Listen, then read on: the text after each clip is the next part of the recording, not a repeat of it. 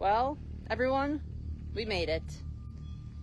We have made it successfully to Villisca Axe Murder House, the place where an entire family was murdered, including 2 other children from the neighbors, and still is unsolved. It's a beautiful home. Some of it's been restored. As we were outside just about to film, we've been hearing some knocking noises, and we're not sure if it's from inside or not. So I just wanted to give you guys a little tour of what we're going to be doing tonight, and also what we're seeing. As Jeremy just pointed out, looks like a little miniature Amityville house. And this right here is the barn area. It's no longer a barn, it's actually the bathroom now. So that would be interesting for us to use the bathroom in the middle of the night across the street from the house. Hey, Katie. All right, so we're gonna walk in and we'll let you see what we've gotten ourselves into. So if you're not familiar with the story of this home belonged to a family who invited over 2 little children to, it is cute, miss you guys too. We wish you guys were here, trust me, because it's scary.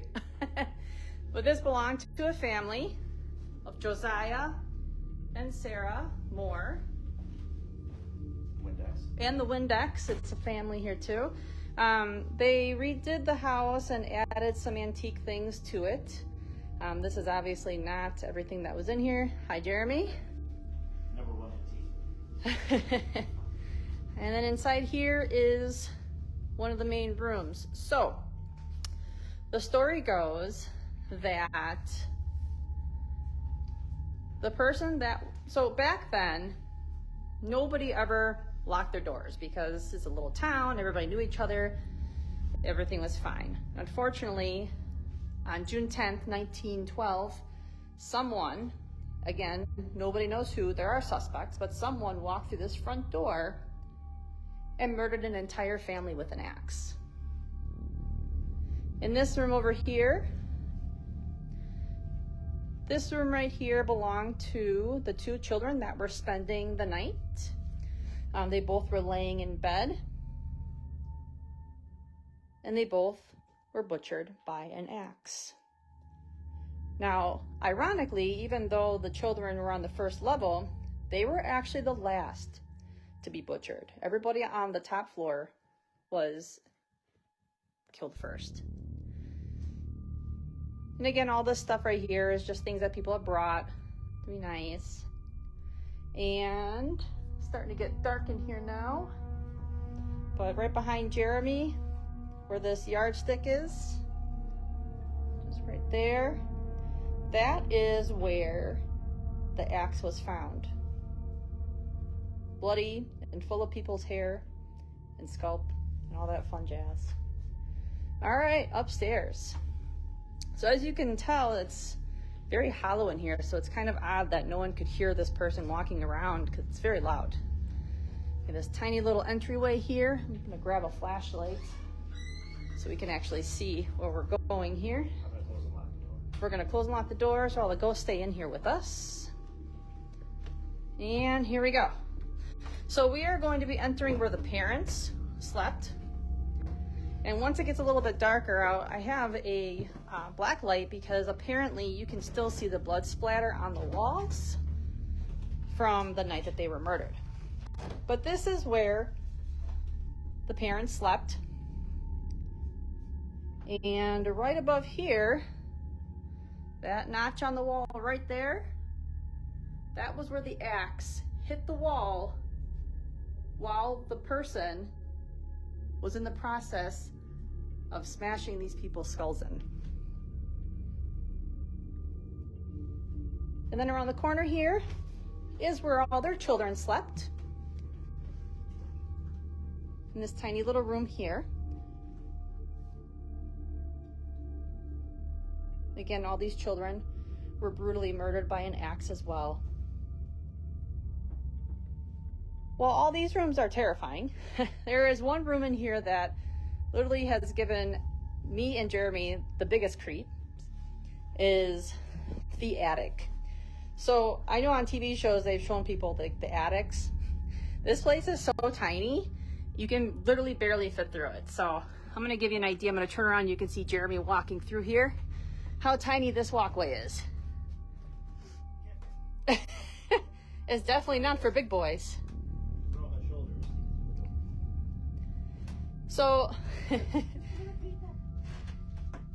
not only is this place super scary because there's nails sticking out of the walls all over the place, but there's also this thing here, which we didn't realize, but apparently you're not supposed to take photos of it without asking its permission, which you can see letters here. I'm gonna move our device really quick. It's gonna make a noise. Sorry, guys. There's some letters here from people apologizing for taking the pictures. There's 2 letters there. And it looks like people are leaving offerings. So at least Jeremy and I have money for later to get some snacks. But there she is, not sure. And it probably doesn't help that there's a Ouija board behind her. So again, this room gives us the creeps. And the reason why is because this room seems to be the center of a lot of the paranormal activity. Kirsten said it looks like you're entering the Hobbit house. Yes. So what's scary about this room is that, again, this is where all the paranormal activity happens.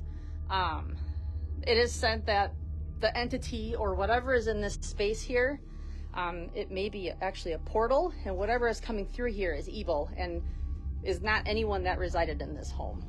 And because of this, it's pretty angry, and especially based on what the owner said, does not like women talking trash, essentially, to it. So if we don't get anything while we're here tonight, I may have to lay down some sailor words to try to get a rise out of them. But apparently there's pictures on the wall in the barn of people that have been scratched here, like the marks on their bodies, and I gotta be honest, it doesn't look fun. All right, so we've set up some devices. We've already started trying to speak with someone. We were downstairs in it's called the Ina and Lena room. Those are the children that, you have to look at Jeremy's butt now, sorry. Those are the children that were the visitors. They're not the children of the home, per se. And those children, like I said, unfortunately, they were murdered last. So if you see how small this house is, you have to visualize that. All right, so that person came through the front door. They walked up these stairs, went over here to the parents' bed, somehow quietly, walked to the side of the bed. First, they took out the husband who was laying here, took out the wife that was laying here, then walked over into this room and took out these children here to the point that nobody was recognizable, and then proceeded to go downstairs to Ina's and Lena's room where they finished off the family. Not only did they finish off the family, but then he actually went and got himself a meal and sat at their kitchen table and ate. Then, after that, he got a bowl full of water and washed his hands and left the bloody water in the house for the police to find. So we've already started trying to communicate with someone, like I said before, in Ina's and Lena's area here, the guest room. We were semi-successful. We did get some conversation with using the spirit rods, and we heard some really weird sounds when we went ahead and did the spirit box. So we'll have to go back and see what that said. Not really sure, but all right, just wanted to give you an idea of where we're at. Kirsten and Katie, really wish you guys were here because it is scary AF, and the stories that we heard are no bueno. Oh, here's a picture of the family, by the way. They still have them on the wall because, you know, why not? But that's the family. And I think there's another one over here with the husband. It's very sad. I know a lot of people that say that when they come in this house, they get a real sad feeling. Honestly, it feels really heavy in here. Jeremy said the pressure in his head, he feels that upstairs a lot, especially in the attic area.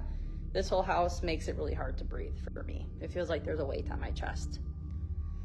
All right, so we got here about 2 hours ago. We've survived so far. Just kind of getting a lay of the land, but we will be back on. Hopefully we'll be getting some more interactions. Hopefully it's not from the demon doll upstairs. I'd rather talk to the children who are nice, but from what I've been told, the owner of the house does not believe that the children are here. They do not believe that any of the family is still in this home, but rather there's something sinister. All right, I'll talk to you guys later.